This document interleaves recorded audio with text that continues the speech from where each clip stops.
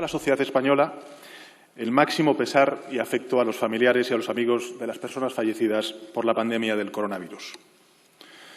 Personas, además, que han fallecido las más de las veces en soledad.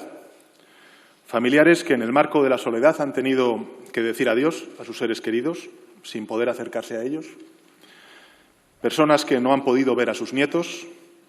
Familiares que no han podido ir a un tanatorio o a un entierro en compañía. Esta enfermedad, señorías, además de silenciosa, es cruel porque nos castiga en la cualidad que más nos hace humanos, y es nuestra necesidad de vivir juntos, pensar juntos y actuar juntos, en comunidad. También quiero enviar, como se ha dicho antes, fuerzas y deseos de pronta recuperación a quienes han sido diagnosticados positivos por el COVID-19. El virus no distingue entre ideologías, ni clases, ni territorios. Nos está golpeando a todos, a nuestros padres, a nuestros abuelos, a nuestras parejas, a nuestros hijos, a nuestros amigos, a nuestros seres queridos. A todos ellos, a todas ellas, los tenemos presentes constantemente. Por todos ellos trabajamos constantemente con la esperanza de su pronta recuperación. Nos enfrentamos, señorías, a un reto sin precedentes. Una pandemia desconocida que se ha propagado con insólita rapidez por todo el planeta. Una amenaza para la salud pública global que no entiende de fronteras, ni de colores, ni de idiomas. Un desafío extraordinario que nos obliga a tomar medidas excepcionales. Nos enfrentamos a un virus que ha cambiado nuestra forma de actuar, de pensar, de organizarnos, en definitiva, de convivir. Un virus que está poniendo a prueba los pilares básicos de nuestra familia, que siega vidas humanas, pero arrolla también empresas, que nos trae la duda de si acabaremos nuestros estudios este año, de cómo nos relacionamos cuando todo esto pase o qué ocurrirá con nuestro puesto de trabajo. Un virus que nos sitúa ante la incertidumbre sobre nuestro empleo, sobre nuestra salud, sobre, en definitiva, nuestro futuro.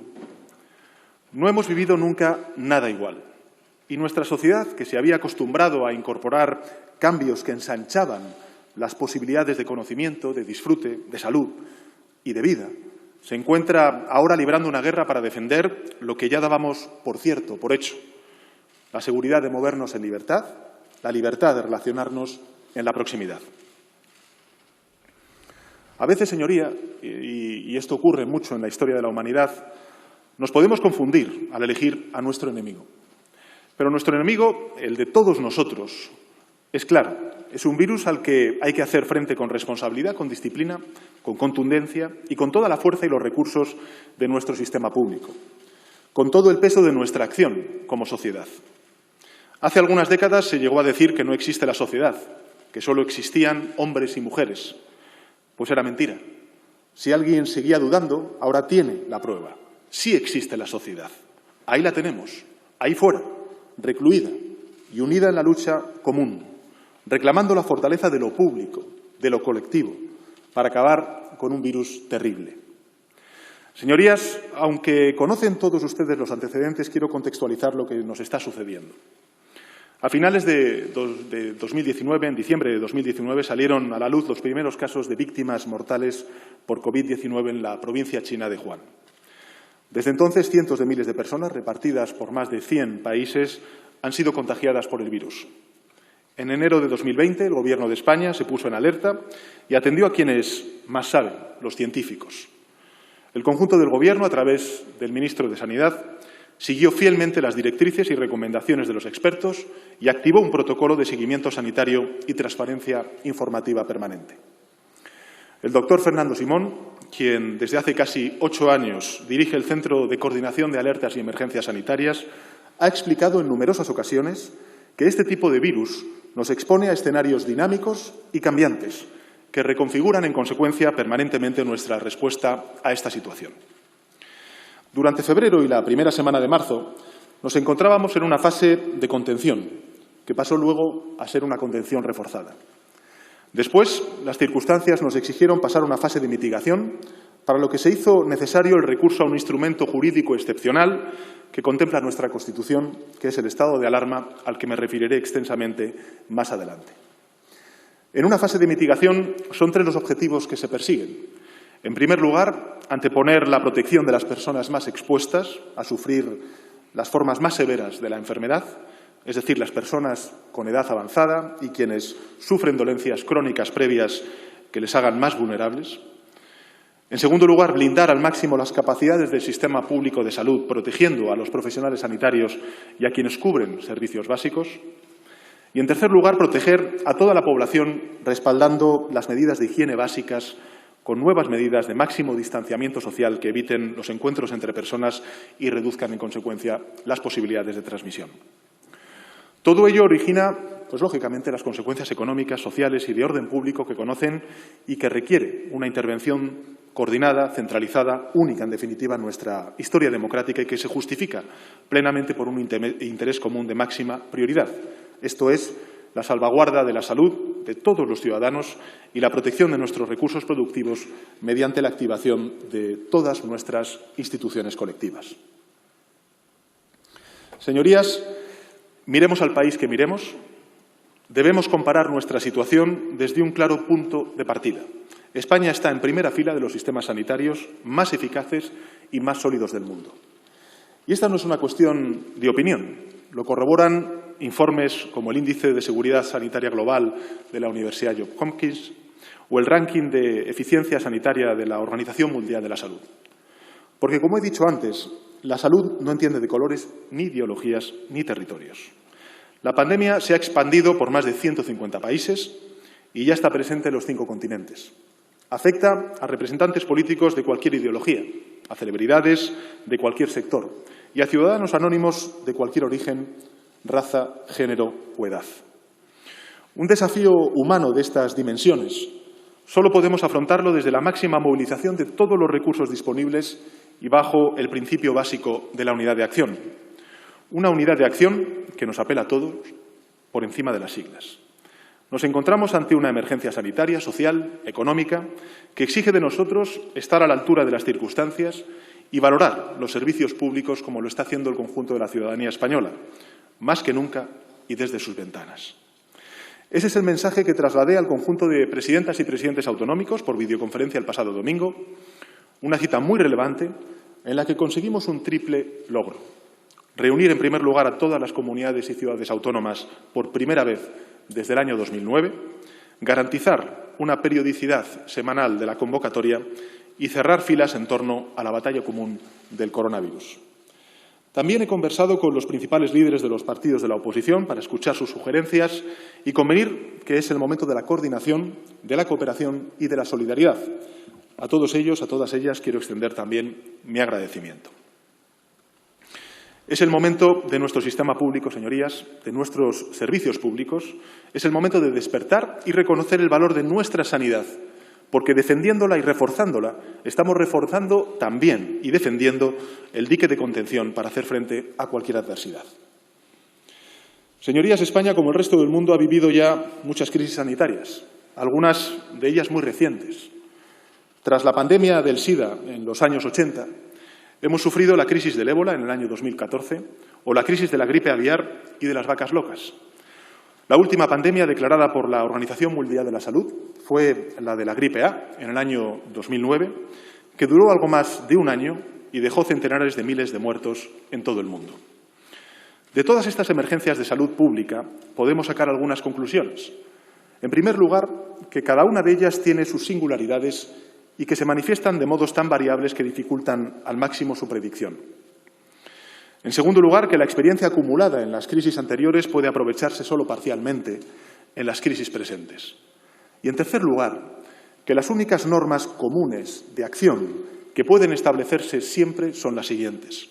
En primer lugar, la subordinación al mandato de los científicos y los expertos. En segundo lugar, la coordinación entre las distintas administraciones. Y, en tercer lugar, la unidad de acción en torno al objetivo común. Con este contexto, podemos asegurar que la pandemia del COVID-19 ha desbordado las previsiones de todos, comenzando por la propia Organización Mundial de la Salud, que el 7 de marzo pasado decía textualmente: debemos detener, contener, controlar, retrasar y reducir el impacto de este virus a cada oportunidad que tengamos. Todas las personas están en condiciones de contribuir a este esfuerzo, continuaba diciendo la Organización Mundial de la Salud, de protegerse a sí mismas, de proteger a los demás, ya sea en el hogar, en la comunidad, en el sistema de atención de salud, en el lugar de trabajo o en el sistema de transporte. Señorías, Es importante que recordemos lo que nos han dicho los expertos una y otra vez. Esto es, que la respuesta al COVID-19 no es estática, es dinámica. En función de la fase en la que nos encontremos, debemos responder. El 7 de marzo, la Organización Mundial de la Salud distribuyó públicamente manuales de gestión sanitaria que remarcaban esa misma idea, la de que los escenarios de acción se adaptarían a la casuística, o mejor dicho, casuística, de cada contexto en función de la fase de propagación del virus. El 9 de marzo, 2 días después, el director general de este organismo, el doctor Tedros Adhanom, avaló públicamente a España como ejemplo de enfoque gubernamental en la lucha contra el COVID-19. El 11 de marzo, 2 días después, el mismo día en el que la Organización Mundial de la Salud declaró que el coronavirus era una pandemia mundial, también lanzó un mensaje claro al conjunto de los Estados. Dijo textualmente: todos los países deben lograr un buen equilibrio entre proteger la salud, minimizar los costes sociales y económicos y respetar los derechos humanos. Y así ha sido como he querido proceder, señorías. Desde ese principio de ponderación entre el exquisito cumplimiento de las indicaciones científicas, la prevención de la alarma socioeconómica y la máxima garantía del cumplimiento de nuestro Estado social y democrático de derecho. El ser humano sucumbe con frecuencia a lo que se conoce como el sesgo de retrospectiva. El sesgo de retrospectiva consiste en que, una vez que la gente conoce el desenlace de un evento, tiende a pensar que podrían haber predicho ese desenlace anticipadamente. Es obvio que, con lo que sabemos hoy, el mundo no hubiera actuado de la misma forma ayer. Es obvio que si China hubiese conocido las consecuencias del brote, hubiese actuado de forma distinta. Es obvio que Francia no hubiera mantenido la primera vuelta de las elecciones locales si hubiera sabido que debería cancelar la segunda vuelta 2 días después. Se decretó el estado de alarma cuando se tuvo la certeza de que resulta imprescindible y solo entonces. Porque los derechos que restringen y los bienes que pone en juego son suficientemente valiosos como para ser preservados hasta el último instante. Lo que sí debe ser preventivo y anticipatorio, señorías, funcionando como dique de contención de pandemias como el del coronavirus, es nuestro estado del bienestar. Dique de contención sanitario, por supuesto, con una sanidad pública bien dimensionada y bien implantada en todo el territorio.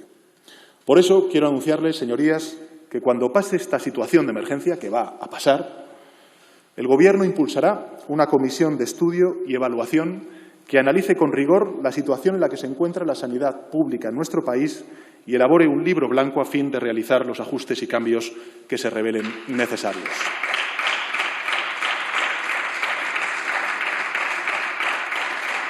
Esta, señorías, puede ser la primera lección de esta emergencia.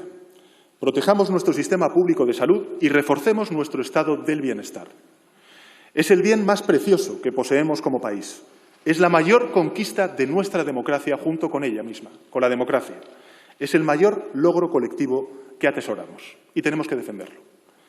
Señorías, no podemos seguir rehuyendo o tergiversando la vinculación entre el estado del bienestar y su financiación. No podemos seguir ignorando que una buena sanidad requiere un uso racional y muy eficiente de los recursos, pero también requiere de una financiación que solo puede proveer un sistema fiscal justo y también eficiente. No existe un sistema sanitario público poderoso sin un sistema fiscal justo. No lo olvidemos jamás. Cuando llega una emergencia como esta, nos damos cuenta con más claridad que nunca de las carencias. Pero las carencias, señorías, existen todos los días. Uno de los escasos efectos positivos que puede tener el coronavirus es que nos conciencia a todos, como comunidad, como país, como nación, como sociedad, en definitiva, de que debemos invertir radicalmente la tendencia. Más estado del bienestar, señorías, es más seguridad y más protección colectiva. La emergencia que estamos viviendo no solo tiene una dimensión sanitaria, siendo esta, lógicamente, la más importante, tiene también una dimensión social y una dimensión económica. En estas semanas, más de 9 millones de niños y niñas, jóvenes, han interrumpido sus clases. Otra enseñanza que debemos extraer tras una emergencia como la presente es que debemos esmerarnos para la implantación al máximo de la educación a distancia, empleando las virtualidades de la tecnología. Todos los expertos coinciden en señalar que con emergencias o sin emergencias sanitarias, esos instrumentos de enseñanza a distancia deben estar operativos cuanto antes, porque constituyen el futuro de la educación. Esta emergencia social alcanza también de lleno a las personas dependientes, que además pertenecen en buena medida a los grupos de riesgo de esta emergencia sanitaria. Y todos los aquí presentes sabemos que la dependencia, que es el cuarto pilar del estado del bienestar, nunca ha llegado a alcanzar el estatus de dignidad que merece. Nunca ha dejado de haber largas listas de espera. Nunca ha dejado de haber personas que fallecían sin que se resolviera su solicitud.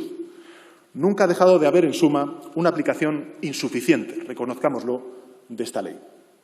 El momento actual ha agravado la situación porque el cierre de los centros de día o la incomunicación de personas que eran atendidas por familiares suponen serios trastornos en circunstancias ya de por sí muy complicadas. Esta emergencia nos pone ante el espejo de muchas insuficiencias, de muchas deficiencias, y una de ellas es precisamente el retraso en la aplicación plena de la ley de dependencia que debemos remediar a lo largo de esta legislatura. Señorías, la emergencia sanitaria actual es también una emergencia económica. La contracción transitoria de una buena parte de nuestro sistema productivo y el cierre de fronteras internacional que hemos decretado a nivel europeo y que tiene, lógicamente, una dimensión comercial y que sufrirá, o se sufrirá, mejor dicho, en todo el mundo, tendrá serios efectos sobre la economía y el empleo. Ya los está teniendo. Como ya anunciara el ministro del Interior el pasado lunes, España ha cerrado también sus fronteras terrestres y solo dejará entrar a residentes o ciudadanos transfronterizos. Y aunque el cierre no afecte al transporte en mercancías, no se descarta que se amplíe a fronteras aéreas o marítimas. Por todo ello, resulta evidente que descenderá el Producto Interior Bruto anual, como ya ha indicado la Comisión Europea. 2020, señorías, no tendrá 12 meses, sino 10 o incluso 9. Pero la buena noticia, moderada buena noticia, si me permiten, señorías, es que esta emergencia dependerá de la paralización de la situación. Es decir, si consiguiéramos sostener en el tiempo que dure la crisis los niveles de empleo y la estructura productiva sin daños graves, irreparables, al final de aquella se produciría una recuperación rápida, incluyendo un posible efecto rebote que acelerará la actividad. El objetivo del Gobierno y de todas las comunidades autónomas en el ámbito de sus competencias es justamente el de ayudar a los trabajadores y trabajadoras autónomos, a las pequeñas y medianas empresas, en definitiva a nuestro tejido productivo, que son quienes tienen menor capacidad de resistencia financiera para que aguanten este trance. Y, por supuesto, el Gobierno de España tiene como objetivo que las familias, sobre todo más vulnerables o las que hayan devenido vulnerables como consecuencia de este trance, pues no sufran situaciones de desamparo. Se trabajará para frenar los desahucios y también para paliar la pobreza energética y la pobreza infantil. Hemos sido muy claros desde el principio. Haríamos lo que haga falta cuando haga falta y donde haga falta. El horizonte es vencerle al virus y comenzar la reconstrucción una vez que lo eliminemos. Señorías, el Gobierno actúa ya desde el pasado día 10 de marzo aprobando las primeras medidas de carácter económico y de salud pública. El día 12, otro Real Decreto Ley para reforzar el ámbito sanitario, apoyar a las familias, los empresarios, el turismo y ayer, martes, día 17 de marzo, un amplio paquete de nuevas medidas que pretenden afrontar con determinación las consecuencias económicas y sociales del COVID-19. En concreto, el 10 de marzo aprobamos un primer Real Decreto Ley con un paquete de medidas donde se incluían, por ejemplo, para personas en situación de especial vulnerabilidad, la suspensión de los lanzamientos hasta 2024 y una ampliación de la definición de este concepto con el fin de incluir a familias monoparentales con un solo hijo. Para garantizar el abastecimiento de productos, la habilitación para que el Estado pueda llevar a cabo el suministro centralizado de medicamentos, productos sanitarios y otros productos necesarios para la protección de la salud. Y para la protección de la salud de los trabajadores y trabajadoras, el reconocimiento de los periodos de aislamiento o contagio del virus como situación asimilada a accidente de trabajo a efectos de la prestación económica por incapacidad temporal del sistema de la Seguridad Social. A los 2 días de aprobar esta primera medida de batería de medidas, mejor dicho, el Gobierno adoptó el 12 de marzo un plan de medidas excepcionales para mitigar el impacto por el COVID-19 que movilizará recursos hasta 18.225 millones de euros durante este año, aprobado mediante un nuevo Real Decreto Ley de medidas urgentes, con medidas para reforzar el ámbito sanitario, apoyar a las familias, al sector turístico y a los empresarios y empresarias en general y flexibilizar la gestión de la Administración. Les paso a detallar sus medidas más relevantes. En primer lugar, en apoyo del ámbito sanitario, Aprobamos un crédito extraordinario en el Ministerio de Sanidad para atender gastos extraordinarios de nuestro Sistema Nacional de Salud por importe de 1.000 millones de euros.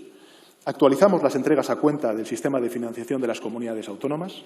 Modificamos la Ley de Garantías y Uso Racional de los Medicamentos para que el Gobierno pueda, en una situación excepcional desde el punto de vista sanitario como la que estamos viviendo, fijar el importe máximo de venta al público de los medicamentos y productos sanitarios no sujetos a prescripción médica, así como de otros productos necesarios para la protección de la salud poblacional que se dispensen en el territorio español. En segundo lugar, en apoyo a las familias, establecimos ayudas para los niños, las niñas beneficiarios de una beca o ayuda de comedor que se encuentren afectados por el cierre de centros educativos, mientras los centros, lógicamente, permanezcan cerrados. Estas ayudas serán gestionadas por los servicios sociales de atención primaria, en coordinación con los centros escolares y también con las comunidades autónomas. Para financiar estas ayudas se ha concedido un suplemento de crédito por importe de 25 millones de euros en el presupuesto del Ministerio de Derechos Sociales y Agenda 2030 con cargo al Fondo de Contingencia. Por otra parte, decidimos que las administraciones educativas puedan adaptar y flexibilizar el límite mínimo de días lectivos en el calendario escolar en la enseñanza obligatoria. Y de manera excepcional, reconocimos como situación asimilada a accidente de trabajo los periodos de aislamiento o contagio personal encuadrado en los regímenes especiales de los funcionarios públicos, al igual que hicimos 2 días antes con los trabajadores en el régimen general de la Seguridad Social. En tercer lugar, en apoyo del sector turístico, ampliamos la línea de financiación que aprobamos hace unos meses para paliar los efectos de procedimientos de insolvencia del grupo turístico Thomas Cook a empresas y trabajadores autónomos con domicilio social en España. Doblamos la partida presupuestaria del Ministerio de Industria, Comercio y Turismo de garantía del 50% de los créditos dispuestos en la línea ICO, que ha pasado de 100 millones de euros en consecuencia a 200 millones de euros. Y aprobamos medidas de apoyo a la prolongación del periodo de actividad de los trabajadores con contratos fijos discontinuos en los sectores del turismo, del comercio, de la hostelería, vinculados a la actividad turística, con una bonificación del 50% en las cuotas empresariales a la Seguridad Social durante los meses de febrero, marzo, abril, mayo y junio. Y, en cuarto lugar, en apoyo a los empresarios y empresarias, aplazamos 6 meses las deudas tributarias de personas o entidades con un volumen de operaciones no superior a 6 millones de euros en el año 2019, correspondientes a declaraciones o autoliquidaciones cuyo plazo de presentación finalice hasta el 30 de mayo de 2020. Flexibilizamos, por otro lado, las condiciones de los beneficiarios de préstamos concedidos por la Secretaría General de Industria y también de pequeña y mediana empresa como apoyo financiero a proyectos industriales para que puedan solicitar el aplazamiento extraordinario del calendario de reembolso de estos. Y, en quinto lugar, señorías, finalmente, en apoyo de la agilidad de respuesta de las administraciones públicas y también del Gobierno de España, agilizamos el procedimiento para la contratación por parte de la Administración General del Estado de todo tipo de bienes y servicios que sean necesarios. Dado el contexto presupuestario actual de prórroga de los presupuestos generales del Estado, arbitramos mecanismos excepcionales que permitan la transferencia de recursos entre secciones presupuestarias con el fin de poder atender todas las necesidades que se presenten, preservando la estabilidad presupuestaria. Habilitamos al Ministerio de Hacienda para realizar transferencias entre las distintas secciones presupuestarias con el fin de reforzar la financiación de lo que es más importante, más urgente, como es la política sanitaria por parte del Estado. Y aprobamos la posibilidad de celebrar por medios electrónicos consejos de ministros y la Comisión General de Secretarios de Estado y subsecretarios. Nadie debe quedar descolgado, señorías, por esta emergencia. Nadie deberá estar abandonado a su suerte. Nadie puede quedar atrás. El Gobierno de España protege a todos los españoles y españolas y por eso vamos a demostrar que somos una comunidad y que el pacto social que compartimos consiste en cuidar unos de otros a través de lo que nos une, que es lo público. El segundo anuncio que quiero realizarles, además de la comisión de evaluación, es que el Gobierno de España presentará unos presupuestos de reconstrucción social y económica y que queremos contar con el apoyo y la colaboración de todas las fuerzas políticas para su aprobación. Les repito, estamos hablando de reconstruir económica y socialmente nuestro país. Tiempo ahora para hacer oposición. Estamos, mejor dicho, al principio de la legislatura y lo haremos cuando hayamos superado el virus y evaluado el impacto económico y social de esta emergencia. Por tanto, presentaremos unos presupuestos de reconstrucción social y económica una vez acabe la emergencia sanitaria derivada del COVID-19. Deberán ser, señorías, unos presupuestos generales extrasociales.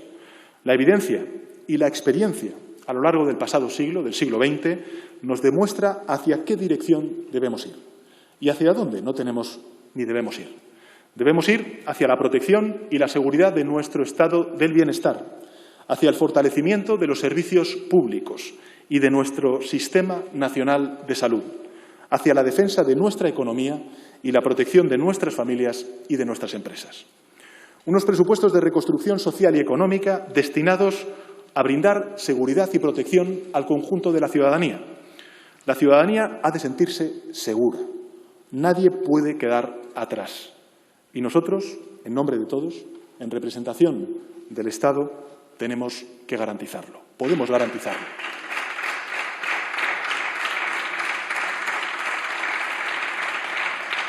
Señorías, ante una emergencia global, también hay que tomar medidas globales. Por eso siempre hemos trabajado en conjunto con los organismos internacionales. Ayer mismo celebramos un Consejo Europeo e hice mío, como presidente del Gobierno, el mensaje de todo el conjunto de la ciudadanía española de máxima exigencia, máxima urgencia y necesidad en dar una respuesta europea común a la emergencia social y económica que estamos sufriendo. En la respuesta nacional, el pasado jueves, señorías, en un Consejo de Ministros extraordinario celebrado el sábado, decretamos, como se ha dicho aquí, es objeto de la comparecencia, el estado de alarma. Y ayer mismo, en el Consejo de Ministros, aprobamos un potente paquete de medidas económicas, inédito en la historia democrática de nuestro país, decisiones ambas que confío cuenten con la confianza y la convalidación de la Cámara.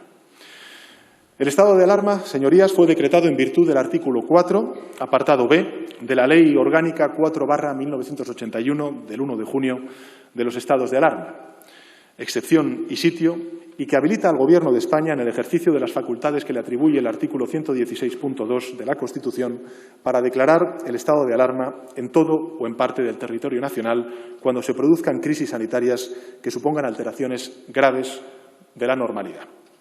En este marco, las medidas aprobadas se han encuadrado en la acción decidida del Gobierno de España para, en primer lugar, proteger la salud y la seguridad de los ciudadanos. En segundo lugar, contener la progresión de la enfermedad, frenando la curva de contagio. Y, en tercer lugar, reforzar el sistema de salud pública, como vengo reiterando durante todas las comparecencias que he venido desarrollando durante los últimos días. Se trata, señorías, e insisto en ello, de proteger, de reforzar y de asegurar nuestro estado del bienestar, nuestro sistema de salud y el conjunto de los servicios públicos de nuestro país. A propuesta del ministro de Sanidad, de la vicepresidenta primera del Gobierno y ministra de la Presidencia, Relaciones con las Cortes y Memoria Democrática, a propuesta de la ministra de Defensa, de los ministros del Interior y de Transportes, Movilidad y Agenda Urbana, previa deliberación del Consejo de Ministros en la reunión del día 14 de marzo de 2020, dispuse, como presidente del Gobierno de España, la aprobación del Real Decreto 436/2020, o 463, quiero ser exacto, /2020, por el que se declaró el estado de alarma para la gestión de la situación de crisis sanitaria ocasionada por el COVID-19 y que entró en vigor con carácter inmediato tras su publicación en el Boletín Oficial del Estado.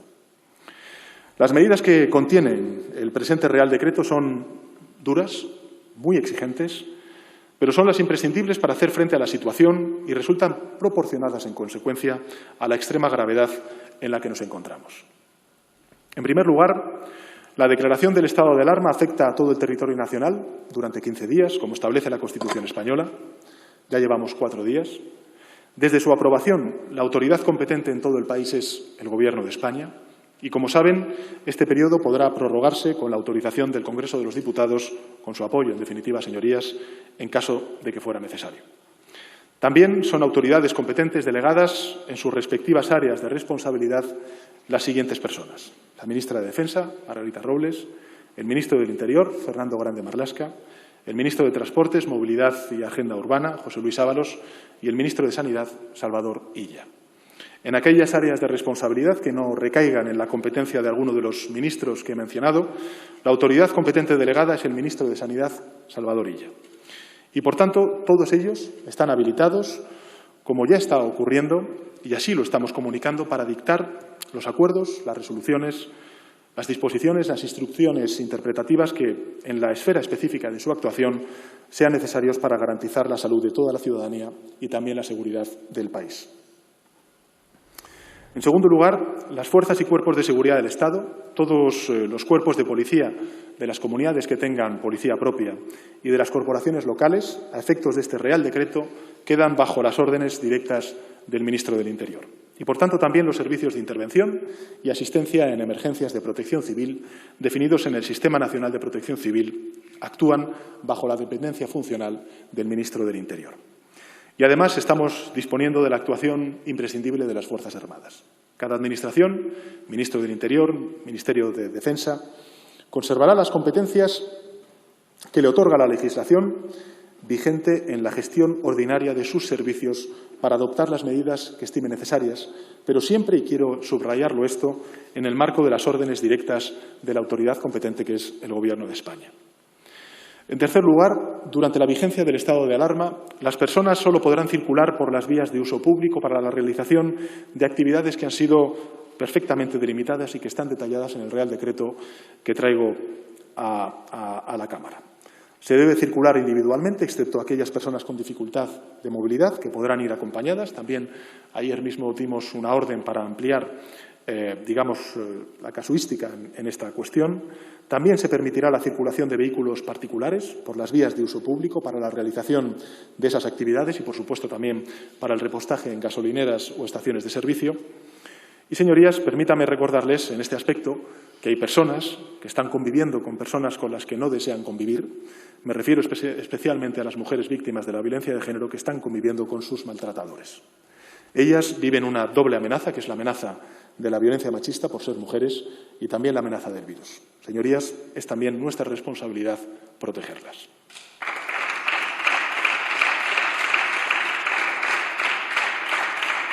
En cuarto lugar, en el ámbito educativo, y como ya conocen, quedan suspendidas las actividades escolares y universitarias presenciales en todos los centros, en todas las etapas, en los ciclos, en los grados, cursos, niveles de enseñanza.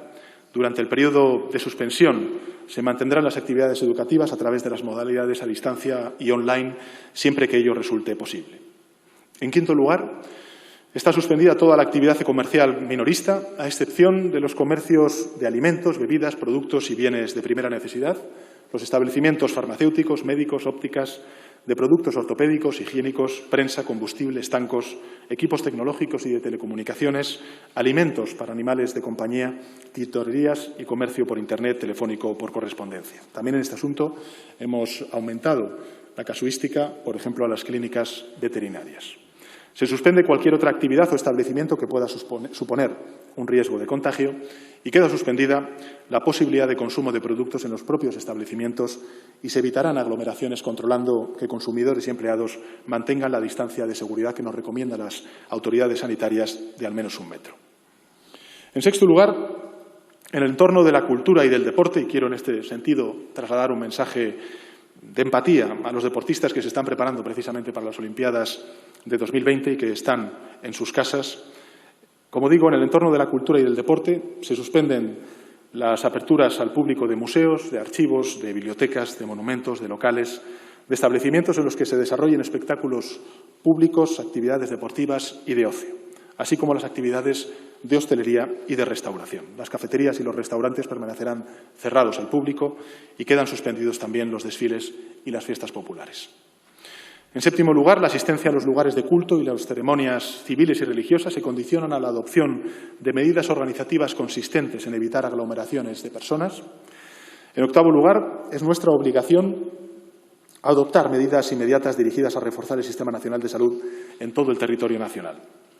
Todas las autoridades civiles de las administraciones públicas del territorio nacional y, en particular, las sanitarias, así como los demás funcionarios y trabajadores al servicio, quedan bajo las órdenes directas del Ministerio de Sanidad.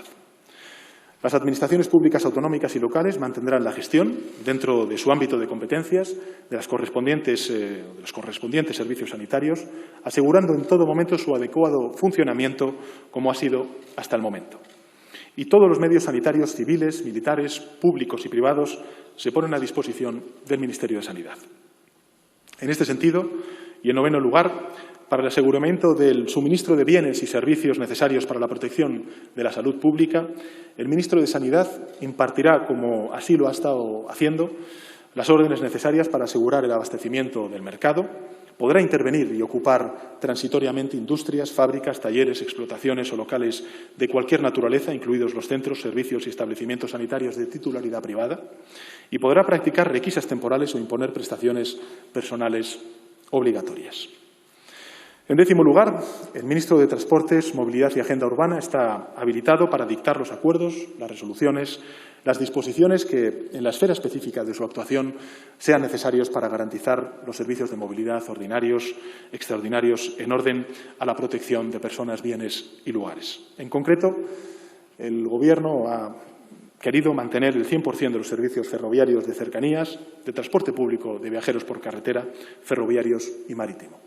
Y se reducen a la mitad los servicios ferroviarios de media distancia, los servicios regulares de transporte de viajeros por carretera y marítimos. Ayer también se dictaron órdenes en relación con Ceuta, Melilla, las Islas Canarias y las Islas Baleares. Querría en este punto darles detalle también de las distintas órdenes, resoluciones e instrucciones que están dictando los 4 ministros designados como autoridades delegadas competentes. En particular, el ministro de Sanidad ha aprobado 3 órdenes para fortalecer nuestro Sistema Nacional de Salud, tanto desde el punto de vista de los medios humanos como los recursos disponibles, en unas circunstancias tan extraordinarias como las actuales. Y, en concreto, ha ordenado las siguientes materias. Se ha aprobado la prórroga de la contratación de los médicos residentes en el último año de formación, de algunas especialidades médicas, de enfermería también, especialmente críticas en la lucha contra el COVID-19, tales como, por ejemplo, la geriatría, la medicina intensiva, la microbiología y la parasitología. Se han suspendido las rotaciones de los médicos residentes para que estos puedan prestar servicios en aquellas unidades en las que se precise un refuerzo personal. Se podrá trasladar a médicos residentes de una comunidad autónoma a otra comunidad autónoma que tenga mayores necesidades asistenciales para la redistribución de la asistencia en todo el territorio. Y se podrá contratar de modo extraordinario y, en algunos casos, a personas con un grado o licenciatura en medicina, aunque carezcan del título de especialista. Podrá reincorporarse a profesionales sanitarios jubilados, médicos, médicas, enfermeros, enfermeras menores de 70 años, personal emérito y personal con dispensa absoluta para funciones sindicales. Todo para contar con el mayor número de profesionales sanitarios en esta crisis, en caso de que las circunstancias así lo requieran. También se podrán contratar de modo extraordinario a estudiantes del grado de Medicina y de Enfermería en su último año de formación con el fin de realizar labores de apoyo y auxilio sanitario bajo la supervisión de otros profesionales. Y ante una emergencia como la del COVID-19, que es dinámica, como he dicho, si por la progresión o afectación de la epidemia fuera necesario, las autoridades sanitarias de cada comunidad autónoma podrán disponer de los centros y establecimientos sanitarios privados, de su personal, de las mutuas de accidentes de trabajo para complementar el sistema público con el fin de atender las necesidades asistenciales de la población. Podrán habilitarse también espacios para uso sanitario en locales públicos o privados para prestar atención sanitaria en régimen de consulta y también hospitalización. En todo caso, la coordinación entre las comunidades autónomas y el Ministerio de Sanidad se realizará a todos los niveles, como se está realizando, por lo que éstas deberán facilitar la información epidemiológica de la que dispongan, comunicar su capacidad asistencial en cada momento, así como las necesidades de recursos existentes y la disponibilidad de determinados productos relacionados con el diagnóstico, la protección, la higiene, como son, por ejemplo, las mascarillas, las gafas, alcoholes o kits de diagnóstico. Por su parte, el ministro del Interior, en su condición de autoridad delegada competente, ha dictado 4 órdenes ministeriales. Se han establecido, en primer lugar, criterios de actuación de los miembros de las fuerzas y cuerpos de seguridad del Estado en el estado de alarma. Tanto las fuerzas y cuerpos estatales como las policías autonómicas y los agentes locales. Y asimismo, y para garantizar la seguridad jurídica, se recopilaron las medidas del estado de alarma que deben hacer cumplir las fuerzas y cuerpos de seguridad y el régimen y procedimiento sancionador para el caso de su incumplimiento. También se ha previsto la mejor coordinación de todos los servicios de protección civil y de emergencia en esta crisis sanitaria, constituyendo para ello un comité estatal de coordinación, con la participación en el mismo de los consejeros y consejeras de las comunidades autónomas y de las delegaciones de gobierno. Y asimismo se ha previsto un sistema de comunicación del estado de situación y mantenimiento de las medidas adoptadas en materia de protección civil y de emergencias. Y en aras a la protección de los reclusos frente a la epidemia, se han adoptado una serie de medidas en relación con los internos de todos los centros penitenciarios del Estado. Por último, y como ya conocen, en coordinación con nuestros socios europeos, se han restablecido temporalmente los controles en las fronteras de Francia y Portugal para tratar de frenar la expansión del COVID-19. La ministra de Defensa, también autoridad delegada competente en su ámbito de actuación, ha puesto a nuestras Fuerzas Armadas al servicio de la ciudadanía y ha dictado dos instrucciones. En primer lugar, la Unidad Militar de Emergencias, que tantas veces es modélica en su papel ante situaciones especialmente difíciles, ha sido activada para labores de reconocimiento y operativa en diversas ciudades.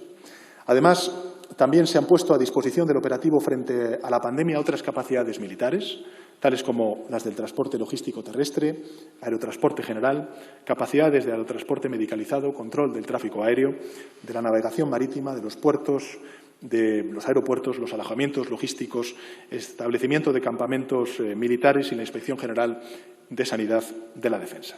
Todas estas autoridades estarán al servicio de las autoridades que gestionan la crisis hasta que ésta termine.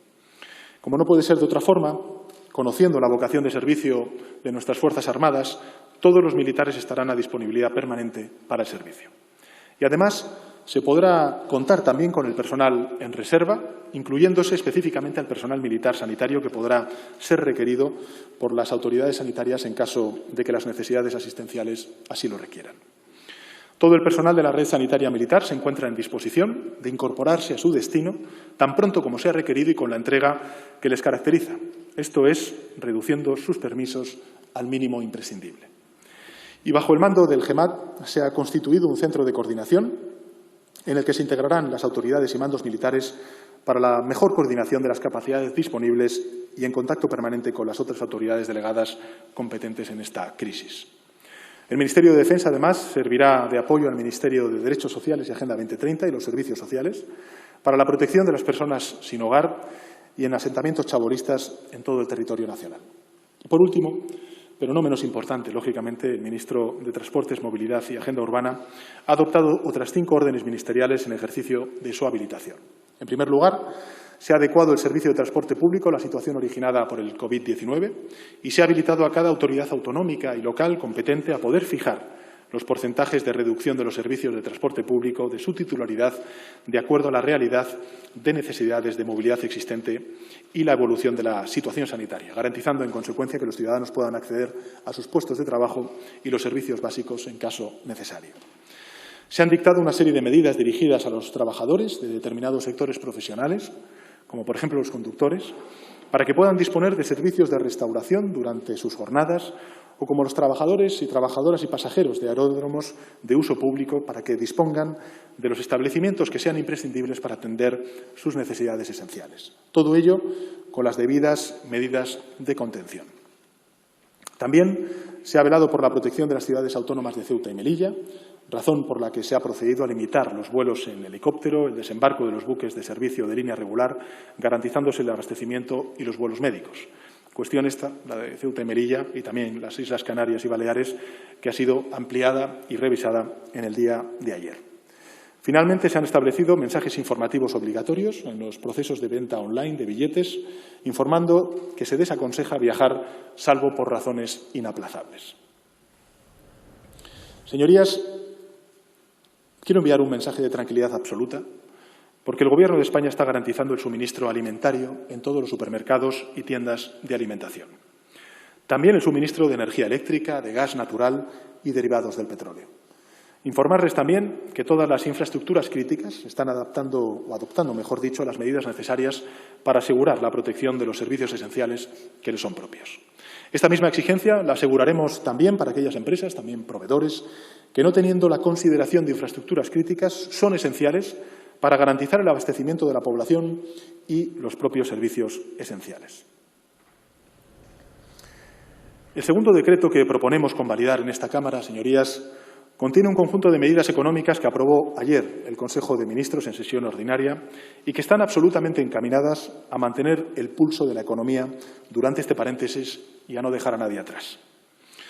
Debemos fortalecer esa respuesta y ofrecer, en consecuencia, protección ante las embestidas de esta brutal emergencia y paliar las consecuencias que esta situación puede crear en nuestro tejido económico.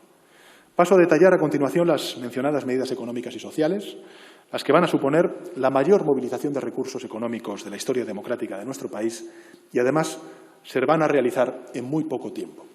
Se van a movilizar, como saben ustedes, y anuncié ayer en una comparecencia de prensa, hasta 200.000 millones de euros, es decir, el 20% de nuestro Producto Interior Bruto anual.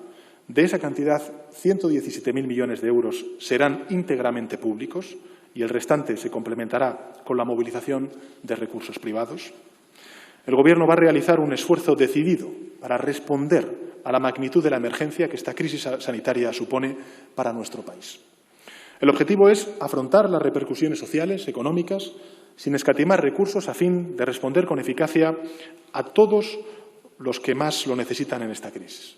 Y como dije ayer, no vamos a dejar a nadie atrás, y mucho menos a los más vulnerables, a los mayores, a las familias con menos recursos, a los trabajadores y trabajadoras autónomos, a los pequeños empresarios, a la economía social, a las trabajadoras y trabajadores que dependen de su nómina.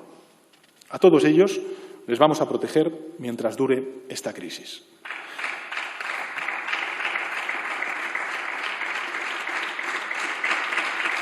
Se han aprobado, señorías, medidas en 4 grandes áreas que me gustaría compartir con ustedes. En primer lugar, medidas para apoyar a las familias en situación más vulnerable. En segundo lugar, medidas para apoyar al conjunto de trabajadores y trabajadoras. En tercer lugar, medidas para apoyar a las empresas de nuestro país, garantizar el flujo de crédito, de pagos de las empresas y también de los trabajadores y trabajadoras autónomos. Y, en cuarto lugar, medidas para apoyar la investigación científica y médica contra el COVID-19. En apoyo de las familias, o a las familias, mejor dicho, en situación más vulnerable, vamos a destinar 600 millones de euros a la financiación de prestaciones básicas de los correspondientes servicios sociales de las comunidades autónomas y entes locales, con especial atención a la asistencia sanitaria de las personas mayores, de los dependientes, que son colectivos desgraciadamente vulnerables por esta pandemia. Vamos a garantizar que la protección alcance la mayor cobertura posible y, además, ampliamos la protección a los suministros de energía, de agua, garantizando los servicios públicos esenciales y, asimismo, los servicios de telecomunicaciones. También garantizaremos el derecho a la vivienda de las personas con más dificultades con la aprobación de una moratoria en el pago de las cuotas de las hipotecas para los deudores hipotecarios en situación de especial vulnerabilidad que vean reducirse sus ingresos como consecuencia de esta crisis. Y el objetivo es que ninguna persona sea desahuciada de su casa por atravesar una situación económica difícil, pero que será coyuntural. En apoyo de todos los trabajadores y trabajadoras, reforzaremos la protección al empleo y, con este fin, hemos aprobado una serie de medidas tendentes a evitar que una crisis temporal, me gustaría además subrayarlo, una crisis temporal como la que vivimos, se convierta en algo permanente. Para ello vamos a permitir que los trabajadores asalariados puedan adaptar o reducir su jornada de trabajo para hacer frente a la necesidad derivada de esta crisis de conciliar también y cuidar a sus menores, mayores o dependientes a cargo. También vamos a promover el teletrabajo cuando las circunstancias así lo permitan y hemos dispuesto, a través de los mecanismos de flexibilidad interna que tienen las empresas, es decir, la flexibilización de los ERTEs, puedan realizarse ajustes de plantilla de modo temporal mientras dure la crisis para evitar que el despido sea el mecanismo al que acudan las empresas. Estos ERTEs van a beneficiar, sin duda alguna, a los trabajadores y trabajadoras. El instrumento establecido será considerar que la crisis del coronavirus sea causa de fuerza mayor para la aprobación de los ERTEs y, adicionalmente, los trabajadores y trabajadoras tendrán derecho a la prestación contributiva por desempleo, aunque no cumplan el requisito de cotización previa exigido. Además, el cobro de esa prestación no les computará a efectos de cobro posterior de la prestación por desempleo y se acelerará su aprobación, por lo que los trabajadores y trabajadoras percibirán sus prestaciones con la máxima agilidad posible. Para el colectivo de los autónomos hemos aprobado flexibilizar el acceso al cese de actividad, que será compatible con la exoneración del pago de cuotas a la Seguridad Social y también con acogerse a ERTEs con aquellos que cuenten trabajadores y trabajadoras. Queremos que aquellos autónomos y autónomas que vean reducidos significativamente sus ingresos puedan recibir la prestación por cese de actividad. Y, por tanto, facilitamos que los autónomos, las autónomas, puedan cobrar con rapidez una prestación en caso de dificultad económica.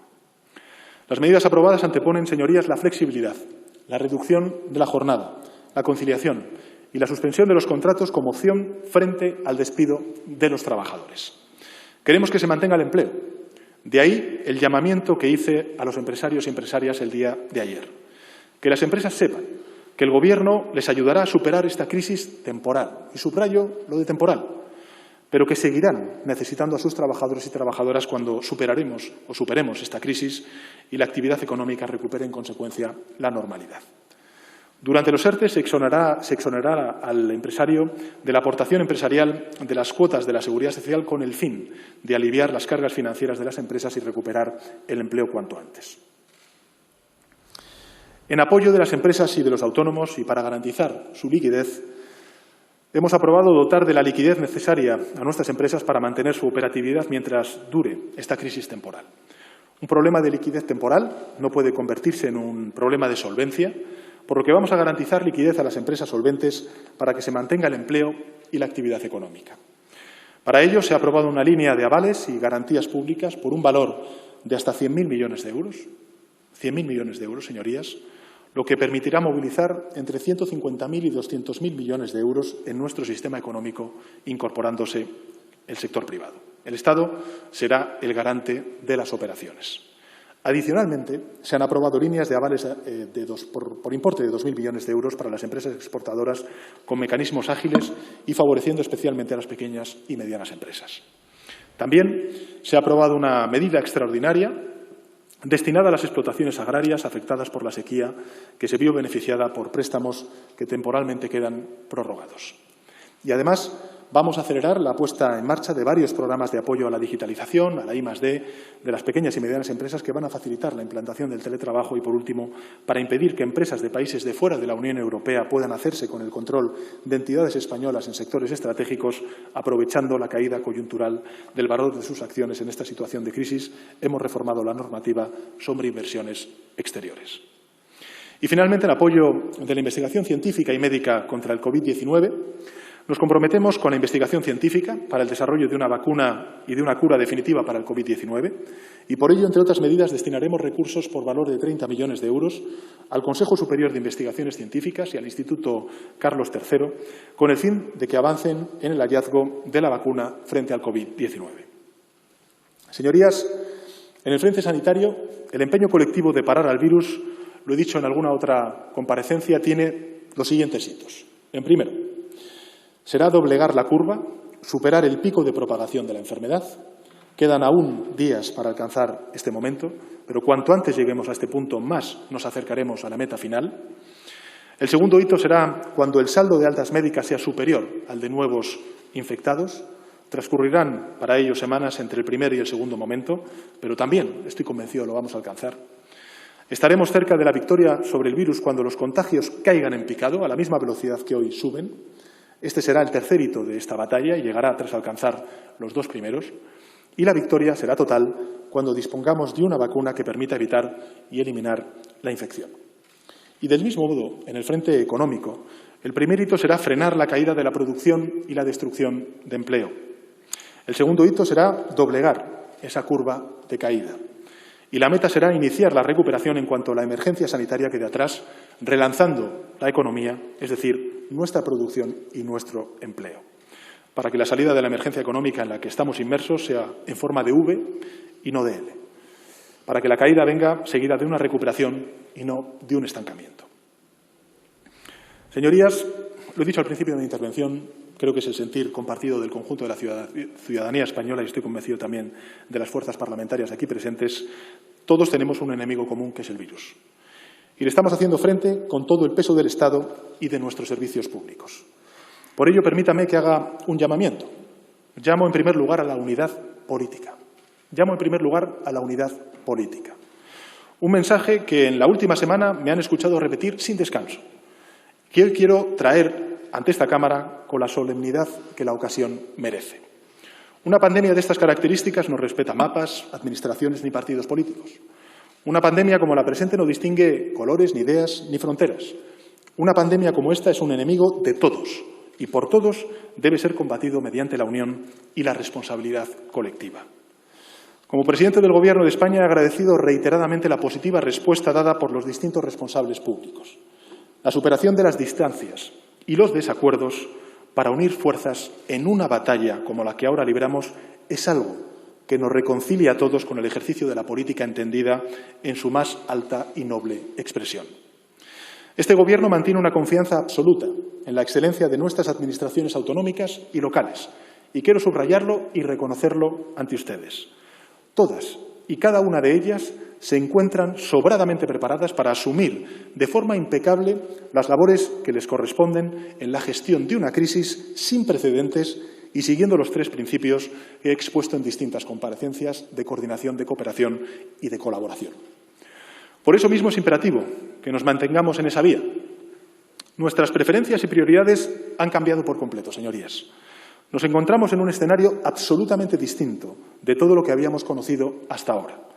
Y como responsables públicos estamos sometidos al mayor grado de exigencia por parte de la ciudadanía. Del mismo modo que solicitamos disciplina y responsabilidad al conjunto de la ciudadanía, y ellos nos están mostrando con generosidad, profesionalidad y civismo su mejor versión, debemos esmerarnos por estar a la altura de nuestros ciudadanos, entregando todo nuestro esfuerzo y todo nuestro tiempo, y contribuyendo, en definitiva, con la máxima altura de miras y sentido de Estado. Señoras y señores diputados, junto al llamamiento a la unidad política, el segundo llamamiento que deseo realizar una vez más es a la unidad ciudadana. Comprendo perfectamente la conmoción que vive el país. La comprendo perfectamente. Un país confinado en sus casas, donde los niños dibujan alentando a la esperanza, donde sus cantantes invitan a conciertos domésticos, donde las redes nos unen para ser más fuertes. Necesitamos por ello al Estado, porque el Estado encarna una parte esencial de la fuerza de la comunidad. Pero la comunidad también tiene otras fuerzas que deben movilizarse, que se están movilizando ya. Necesitamos el soporte del Estado, el soporte de lo público. Eso está claro, es evidente. Pero necesitamos mucho más. Necesitamos el soporte del conjunto de la comunidad. Todos debemos facilitar a los demás la adaptación a este periodo transitorio, pero muy difícil. Los arrendadores cara a los arrendatarios, los proveedores de bienes y servicios cara a los receptores, los empleadores cara a los empleados, los acreedores cara a los deudores. Todos debemos ser conscientes de que podemos ocupar una u otra posición en cada caso. Debemos ser comprensivos con los demás porque así saldremos todos más rápidos y más unidos y más fuertes de esta crisis. Eso también es el valor, señorías, de lo público al que me estoy refiriendo durante esta intervención y que es el principal mensaje que me gustaría transmitirles a todos ustedes. Eso también es la forma de construir un gran país como es España. Levantarnos, tender la mano a los demás y hacer los sacrificios que estén a nuestro alcance para ganarle la batalla al virus y a sus consecuencias. El Estado hará todo lo que tenga que hacer para que superemos juntos esta situación. Todo. Pero quiero apelar a los ciudadanos, a las ciudadanas, para que den lo mejor de sí mismos. Ya lo están haciendo. Como ese casero gallego que se corresponsabiliza de las pérdidas de su arrendataria, o como esos profesores que hemos visto en los medios de comunicación que dan clases gratuitas por videoconferencia para que el trabajo escolar no se detenga. Como esos jóvenes que donan sangre antes de confinarse, o como esos muchachos que se ofrecen a hacer la compra a los mayores que viven en soledad. Pequeños y grandes gestos que se realizan con la más absoluta y noble falta de pretensión, solo por el coraje de ayudar al otro en medio de esta tempestad. Cuidar de los mayores y de los niños, doblar turnos, atender en las cajas del supermercado, en las gasolineras, en los trenes de cercanía, el servicio de quienes limpian y desinfectan. Miremos con atención, señorías, y encontraremos un país que ha decidido resistir, no rendirse. A una sociedad así no puede pararla nada, ni el virus más dañino. Porque todos tenemos una misión, la tienen, y del máximo nivel, señorías, los profesionales de la salud que nos protegen a todas y a todos. La tienen las administraciones públicas que debemos proveerles de recursos y coordinarnos. La tienen los mayores, que deben extremar su protección, los jóvenes, que deben mantener la distancia social y aportar su energía creativa. La tienen también cada ciudadano y ciudadana cuidando de sí mismo y cuidando así, en consecuencia, al conjunto de la comunidad. Porque es el momento, señorías, de la unidad, la responsabilidad y la mayor disciplina social. Tenemos que agradecer, y yo lo hago, antes que ningún otro, ese pequeño acto de heroicidad que consiste en quedarse en casa. Sabemos que el mejor talento de todo el mundo y, por supuesto, de nuestro país está consagrado a la consecución de una vacuna que ponga fin a la amenaza del virus y nos permita recuperar nuestras vidas. Pero mientras eso se logra, sabemos también que hay una solución que está en nuestras manos. Hasta que la vacuna llegue, nosotros somos la vacuna. Cada persona que se quede en casa suma para ganar vidas. Cada persona que acude a trabajar tomando las precauciones precisas ayuda también a doblegar la curva. Cada uno de nosotros y nosotras es el cortafuegos que puede frenar este incendio y ponerle fin lo antes posible. Cada uno de nosotros y nosotras está salvando vidas con decisiones tan radicales como sencillas, señorías. Seguir estrictamente los protocolos de higiene y quedarse en casa. Tenemos que doblegar la curva. Ese es, señorías, nuestro primer objetivo. Hoy, en todos los pueblos y ciudades de España, en nuestros hogares, en los centros de salud y en los hospitales, estamos librando una batalla inmensa contra un virus que está poniendo en riesgo la salud y el bienestar de todos. A mí no me cabe duda de que vamos a ganar esta batalla. No estamos solos. La humanidad entera está en el mismo combate. Y cuando ganemos, los seres humanos no solo habremos vencido a esta enfermedad, sino que sabremos más de los virus y de cómo combatirlos. Seremos más fuertes. La humanidad será más sabia. Las mujeres y los hombres de nuestro tiempo somos herederos de la Ilustración. La razón, el conocimiento científico, con todas sus limitaciones, son nuestras mejores armas, nuestras únicas armas. Todos confiamos en que pronto los investigadores den con los fármacos que nos ayuden a superar la enfermedad y las vacunas que nos inmunicen. Ahora, el único instrumento eficaz que tenemos para defendernos del virus es el aislamiento y la voluntad de vencerlo unidos. Todos empezamos a tener una idea más precisa, señorías, de lo que nos enfrentamos. Lo más duro está todavía por llegar, cuando nuestro sistema sanitario reciba el impacto del mayor número de personas contagiadas, cuando se acumulen los días de aislamiento, cuando se manifiesten las consecuencias económicas de la emergencia. Estoy pidiendo, señorías, lo sé, soy muy consciente, sacrificio. Estoy pidiendo también unión. Sé bien lo que estoy pidiendo, pero nada es caprichoso ni gratuito, sino que es lo que hay que hacer para salvar muchas vidas queridas, para salvar muchas empresas, para salvar nuestra economía, para salvar nuestros valores, para salvar, en definitiva, nuestra forma de vivir y de disfrutar la vida. Saldremos reforzados de esta situación, señorías, a mí no me cabe duda, habiendo demostrado lo que somos, lo que es este gran país, una sociedad renovada, que camina unida, que se defiende unida y que se protege unida. España ha demostrado y está demostrando que tiene capacidad de recuperarse frente a la adversidad. Y lo vamos a hacer unidos. Que a nadie le quepa duda de que esta situación pasará, de que reconstruiremos con pilares sólidos nuestro estado del bienestar. Que a nadie le quepa duda de que nos mantendremos erguidos y reanudaremos el avance. Vamos a dejarles a las próximas generaciones el recuerdo, señorías, de este momento. Nosotros lo estamos viviendo como una calamidad colectiva, que lo es. Y una vez superado, lo veremos como una lección aprendida, como una enseñanza de lo que somos capaces de hacer unidos. Nuestros hijos, nuestras hijas, desde un futuro de nuevo próspero y esperanzado, lo que recordarán es un gran ejemplo de unidad, de resistencia, de lucha colectiva y de grandeza social. En este hemiciclo, prácticamente vacío, como refería la presidenta del Congreso en su introducción, en esta sesión extraordinaria, señorías, las personas que representamos a las diferentes fuerzas políticas presentes hoy aquí, los que están y los que no han podido estar, somos hoy algo más. No somos rivales, no somos adversarios. Somos los representantes de todos los ciudadanos y ciudadanas que están hoy unidos en torno a un gran objetivo, que es el de ganarle al virus. Somos también mucho más que 47 millones de personas reunidas en un mismo territorio por el azar. Somos una comunidad. Somos una comunidad. Una comunidad que con varias lenguas y con acentos combate por una misma causa, que es parar y vencer al virus. Unidos. Será así, señorías, como lo venceremos. Gracias.